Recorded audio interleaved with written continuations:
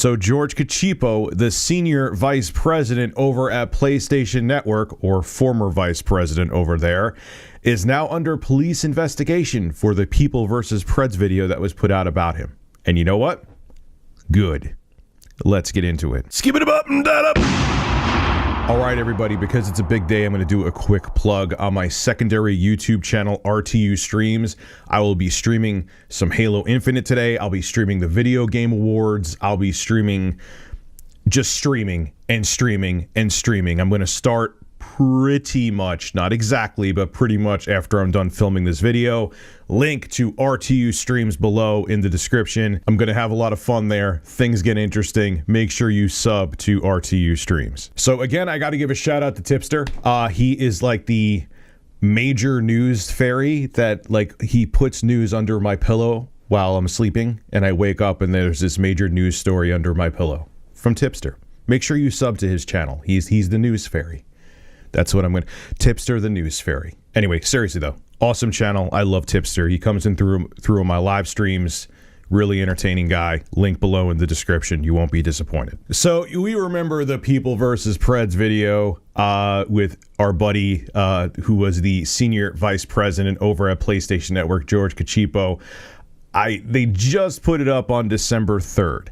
And here is this guy thinking that he's going to meet a 15-year-old boy to do things with, and he was like literally caught in 4K while wearing a PlayStation 5 shirt, caught trying to meet a 15-year-old boy. Ended up being People vs. Preds, and it was just a decoy, thank God. And literally a day later, he was fired from Sony. I think it was about that quick. When once Sony caught wind of this video, George was gone. Good. But one thing I was afraid of, and it's still, nothing may come to fruition depending on if, like, the DA thinks the case was handled bad, is that a lot of these vigilante groups that go after these guys, mostly, or a good portion of them, maybe mostly is extreme, there's no prosecution against them. I know the glass half full argument could be with that Rich, they may have never got caught. That is true. Fine. But what happens on the other side if this means that someone who may have actually faced prison time because they got caught in a proper sting operation may go away legally anyway, scot-free? Yes, they're going to have that scarlet letter attached to them for the rest of their lives that they were a heinous monster trying to meet up with someone underage, but now they're free and they may reoffend, and they may never be on an offenders list because they never had a court case against them for when this vigilante group went after them.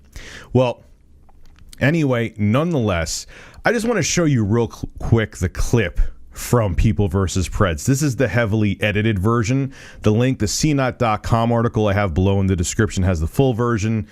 You'll get the gist of what happened here. George didn't look too happy. Take a look. How's it going? Doing good. Who you got here to meet tonight, Jeff? Jeff, we can have a conversation, or I can call the cops, Jeff. What? Jeff, I can call the cops, or we can have a conversation. No. You want it, Jeff? You want to have a conversation, Jeff? Now, these two met on Grindr. They exchanged pictures. George exchanged pictures with who he thought was a 15-year-old. He also said his name was Jeff, trying to cover his identity.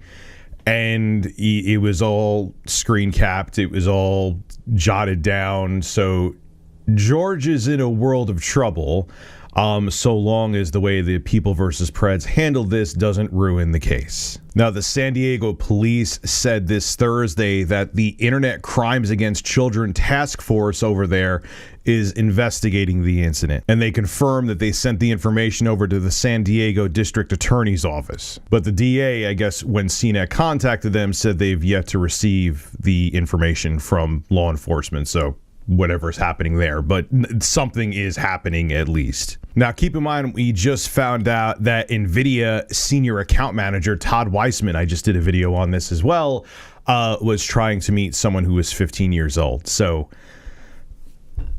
oh my God! And then you think about all the horrible stuff that went on at Activision, Ubisoft. What the hell is going on in this industry, man? And what scares me is who knows who else these guys tried to do this with.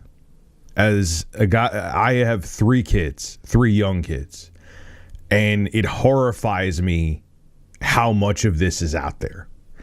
And these impulsive, I mean to say, monsters, look how much they had to lose. You had the senior vice president of PlayStation Network who was willing to put all of this on the line to meet a 15-year-old.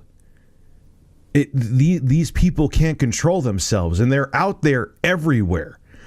You got to watch what your kids are doing, man. I have kids of my own, like I just said, and this is why this stuff bothers me as much as it does, because everyone in the world is accessible. We are all, I can't find my phone, it's charging.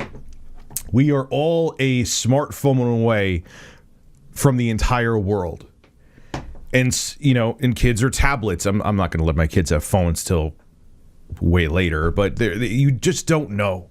So you have to watch what your kids are doing, because there are monsters lurking everywhere, even in places you wouldn't think they're lurking, like being the senior vice president of PlayStation Network, looking to turn your kids into victims. You got to watch what they're doing, because these son of a bitches are out there and they're everywhere. This is Rich of Review Tech USA signing out. Have a good one.